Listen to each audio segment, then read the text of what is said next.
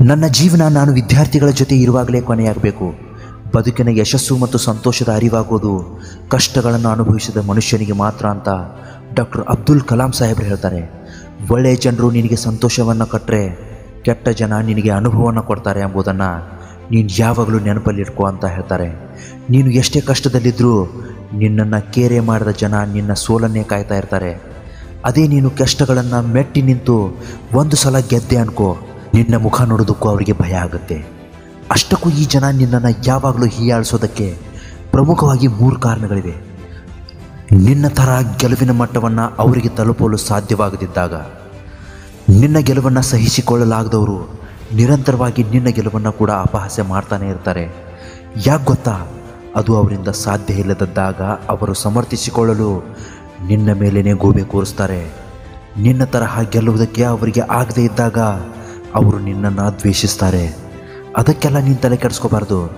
ಅವರಿಗೆ ಒಂದು ಮಾತನ್ನು ಕಲಾಂ ಸಾಹೇಬ್ರು ಹೇಳ್ತಾರೆ, ಮತ್ತೊಬ್ಬರನ್ನು ಸೋಲಿಸುವುದು ಬಹಳ ಸುಲಭ, ಆದರೆ ಮತ್ತೊಬ್ಬರನ್ನು ಗೆಲ್ಲುವುದು ಬಹಳ ಕಷ್ಟ. ಎರಡನೆಯದ್ದು, ನಿನ್ನ ಬಳಿ ಇರುವುದು ಅವರ ಬಳಿ ಇಲ್ಲದೇ ಇದ್ದಾಗ.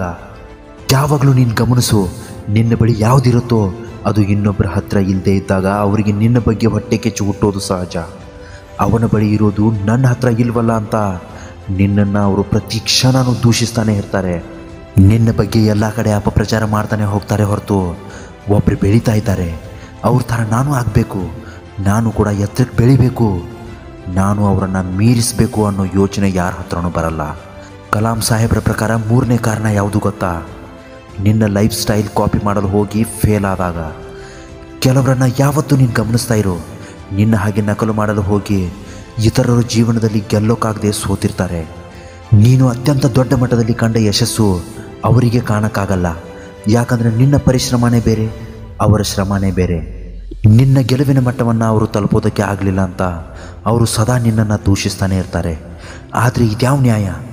ದೇವರು ಪ್ರತಿಯೊಬ್ಬರಿಗೂ ಒಂದಲ್ಲ ಒಂದು ಕಲೆಯನ್ನು ಕೊಟ್ಟಿರ್ತಾರೆ.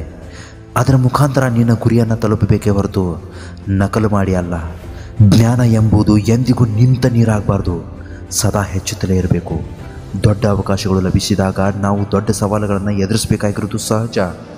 ನಾವು ಯಾವುದೇ ಕಾರಣಕ್ಕೂ ಹಿಂಜರಿಬಾರ್ದು ಮತ್ತು ಸಮಸ್ಯೆಗಳು ನಮ್ಮ ಮೇಲೆ ಸವಾರಿ ಮಾಡಲೇಬಾರ್ದು. ಇಂತಹ ಮತ್ತಷ್ಟು ಅಬ್ದುಲ್ ಕಲಾಂರವರ ನುಡಿಗಳೊಂದಿಗೆ ನಾಳೆ ನಿಮಗೆ ಮತ್ತೆ ಭೇಟಿಯಾಗ್ತೀನಿ. ನಮಸ್ಕಾರ, ಎಲ್ರಿಗೂ ಒಳ್ಳೆಯದಾಗಲಿ.